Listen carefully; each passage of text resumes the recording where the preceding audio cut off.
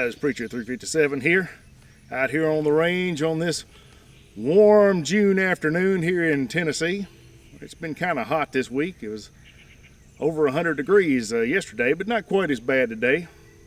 But it's never too hot to come out and shoot some guns. And I thought, what better way to warm it up just a little bit more, to fire it up even more, is to bring out a big dog like a 44 Magnum. Love the 44 Magnum. It is a powerhouse round. Now obviously it's no longer the most powerful handgun in the world, like Dirty Harry said in the movie, Clint Eastwood obviously, and even at that time it might not have actually been the most powerful handgun. It was probably the most powerful production handgun, but there were some other cartridges that were more powerful that were already out at that time that people were wildcatting and making their own guns for. But the 44 Magnum is still a hoss. It's still got some thump to it, and you definitely know you touch something off when you let it go. And in fact, this gun here actually hurts me worse to shoot than my 460. And the 460 is considerably more powerful, but the gun is a lot bigger. That gun is 73 ounces, I believe, and this one is 43 or somewhere around 44 maybe, in that range. So it's a lot heavier gun, a lot bigger grip, those big grips on there, and just doesn't hurt very much to shoot. This one puts a walloping on you, and you know you've shot something. Now this right here is a Smith and Wesson model 629, which is the same gun basically that Dirty Harry shot. He shot the 29. The 629 is the stainless version of the model 29. So as Clint Eastwood said in the movie, as Dirty Harry said, it'll blow your head clean off. And so will this one, but without rusting. So there's that added benefit. You can blow someone's head off without rusting, right? It's a terrible thing to say. I shouldn't say that. YouTube's probably going to take the video down now because I said something about blowing someone's head off, but that was just a joke, and it's a reference to Clint Eastwood's movie Dirty Harry. I'm not actually promoting violence in any shape, form, or fashion unless it's absolutely necessary for defense of life. So don't take me wrong. Don't think I'm promoting violence. I'm not. I'm a preacher. I don't believe in violence unless it's for self-defense, for the saving of life. So anyway, I've got this model 29 here, and I picked this up from an older gentleman up in Lebanon, Tennessee, where my wife is from, where we used to live years ago. And I got a really good deal on this gun. In fact, the only two Smith and Wesson revolvers I think I have ever bought for less money than this one were both J-frames. So that should tell you something. I got this gun for a steal because it's also a classic model, and it's a 5-inch barrel.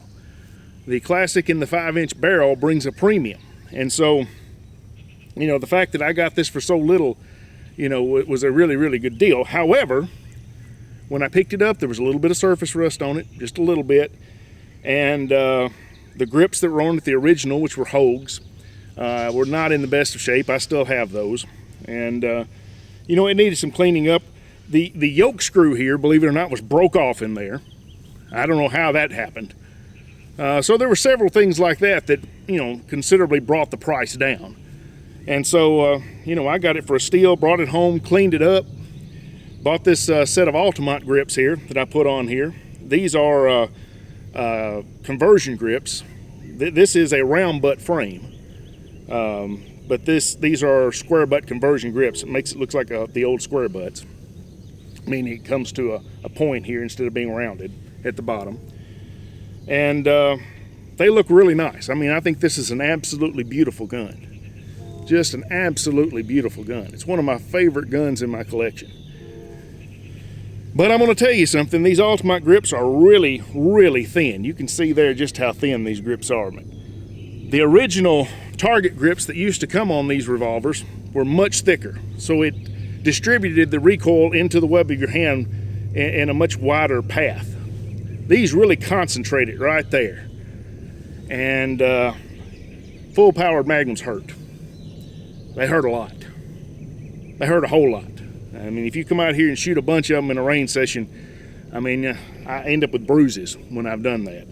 And, you know, by the time I'm done, my whole section of my hand right here is purple, because it really does put a walloping on you.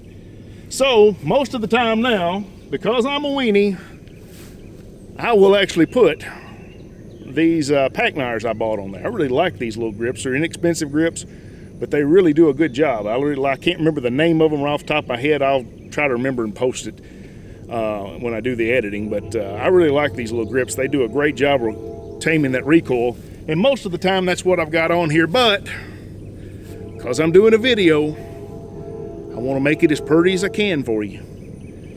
So I put these grips back on there because they look really nice, and I'm going to shoot them. I'm going to shoot this gun with these grips on there, and it's going to hurt, but I'm going to do it for you because I want you to see a pretty gun being fired, because I care about you guys that much, and I care about the videos that much that I'm putting out there for you. I'm going to do that. And I haven't shot this gun, I know, since I started this channel, which is going on 8 months ago. Is that right? Is it 8? I think it's going on 8 months that I started this channel, and I have not fired this gun that whole time because I've been shooting all kinds of other guns for you guys to see. And you know, it's bad when I neglect one of my absolute favorite revolvers, but I'm doing that for you guys because I know you need to see all of these different guns, and so I'm doing it for you. And I've neglected one of my favorite firearms, but it's worth it to bring you content, to bring you some videos of different guns. But today I'm finally getting around to this one. I'm gonna get out here and shoot a little bit, and maybe I can hit something with it. I'm hoping it's still on. It used to be dead on. I used to be able to really hit well with this gun, but it's been a long time. So let's see what we can do. I'm gonna be shooting some Magnums, and I'm also going to be shooting some 44 Special. And I may be shooting more 44 Special than Magnums because the Magnums hurt. They hurt a lot. But we'll see. We'll see how much I can handle. I'm not quite the man I was in my younger days, or maybe I'm just not stupid enough to hurt myself like I used to for the sake of pride. Maybe that's what it is. But I'm going to start out with some 44 Special just to warm up with, just to get the feel a little bit, and then we'll go from there.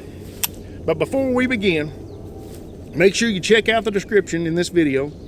There'll be a link there for a discounted membership to the GOA, the Gun Owners of America. Our rights are under attack.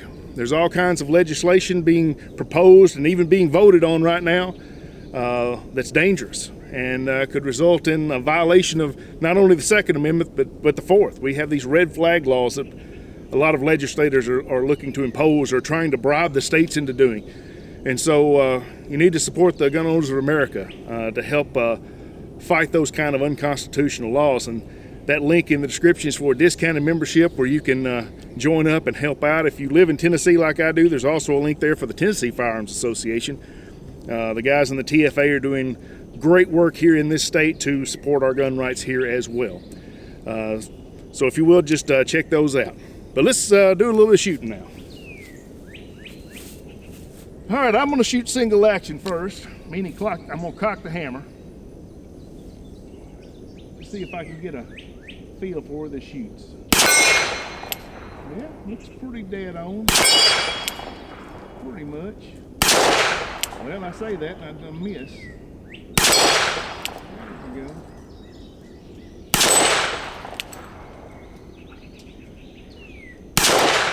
And I think it was the last round too, wasn't it?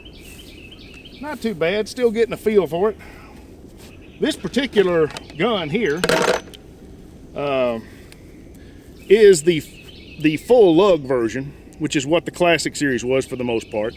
The original 629s, which came out in 1979, which was the stainless version of the 29, didn't have the full lug. It only had the ejector shroud, which went to about right there. And this has the full lug, which gives you a little bit more weight in the front. I think it balances it a little bit better, helps with that recoil a little bit because it gives you more weight.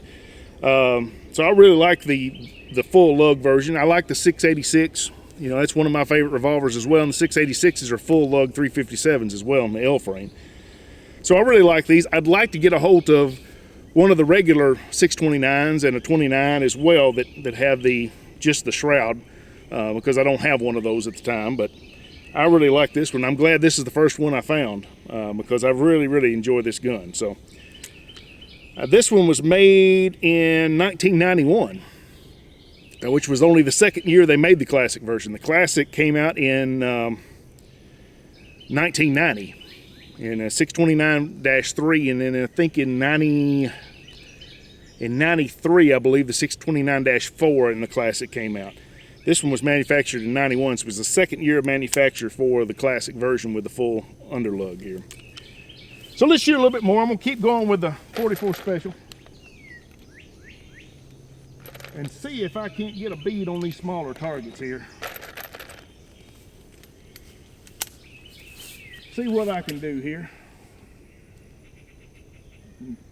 Get steady enough here.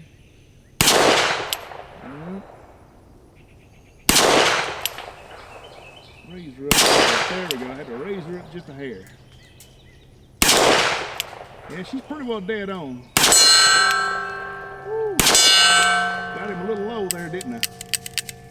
Flinched a little bit on that last trigger pull when there wasn't one in the chamber. That ain't never good. I'm anticipating recoil. I'm barely any recoil in a 44 Special. All right, one more cylinder of 44 Special because I just love 44 Special.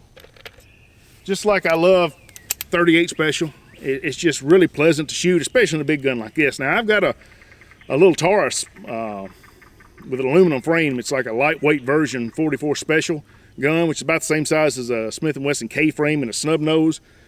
And you know you've shot something when you shoot a 44 Special in that one. It's got some kick to it. But in this big gun here, it's nothing to it whatsoever. It's a pleasure to shoot. Let me go over here and shoot this one at 35.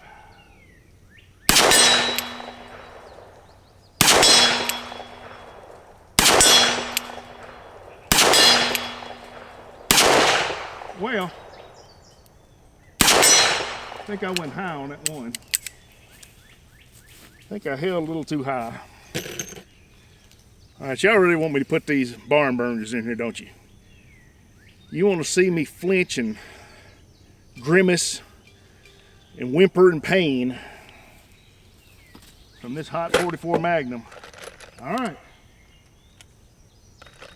I haven't shot 44 Magnum with these grips on in a while, so this may be a painful reminder of why I changed them. I'm not looking forward to this. I'm gonna go ahead and tell you. I'm only doing this for you. I hope you appreciate this. I'm gonna shoot it single action because it hurts even more double action. Don't ask me why. I never have understood that, but it sure does. Let me go out there to 35. Let's see if we can tell any difference in power and what it does to this target out here. We gotta hit it first. I think I'm flinching. There we go. Cowboy. Yeah, she got some power. Yeah, that don't feel good. Woo! See the flash though. And I flinched. I jerked that trigger that time. Something fierce. I'll have to tighten the grips up a little bit. I can feel them getting a little loose with that recoil. I didn't have them tight enough, I guess. 44 Magnum is no joke. But honestly, not as bad as I remember it. But still got a wallop in here. All right, let's shoot a little bit more over here. I'm gonna go double action. Out of this here, it really is gonna hurt. Woo.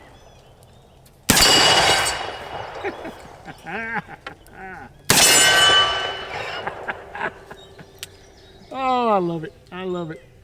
No matter how much it hurts, I still love it.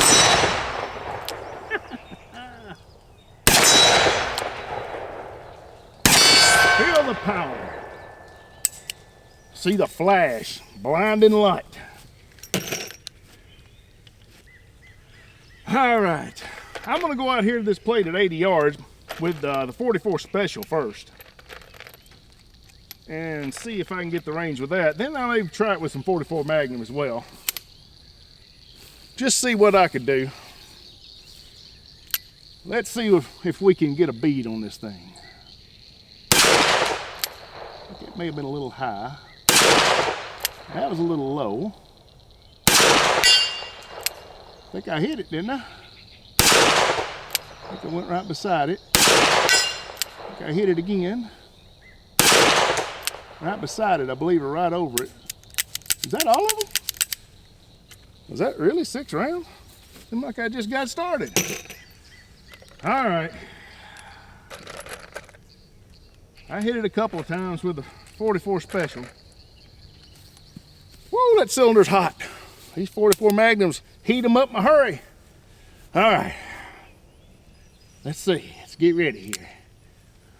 Whew. Let's see if I can blast it with this 44 Magnum. There it is. I'm gonna quit while I'm ahead. Hit it on the first try.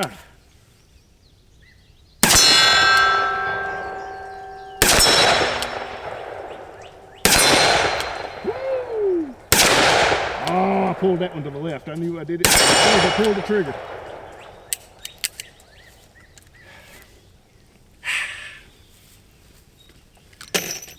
She get a little red, just a little bit. Puts a walloping on you. Also, I think it has to do with these conversion grips. But there's a little divot right there where the frame actually curves inward and the conversion grips stay out and your hand gets shoved in there. I think that doesn't help it at all either. All right, let's go back to some 44 Special. I'm just gonna shoot a few more. It don't have to be a 30-minute video, I don't guess. May ought to be a 30-minute video. I never can tell how long I've been talking. I just can't tell. Once I get started, I just don't know when to stop. Have you noticed that? Wow, that's hot. I just can't seem to stop. And I'm sure you guys enjoyed as well. I have lost my spot camera. Well, I may not have got any of that footage of me hitting those targets, but oh well. I think it ran out of memory because I forgot to clear the memory out of it. I hate when that happens. All right.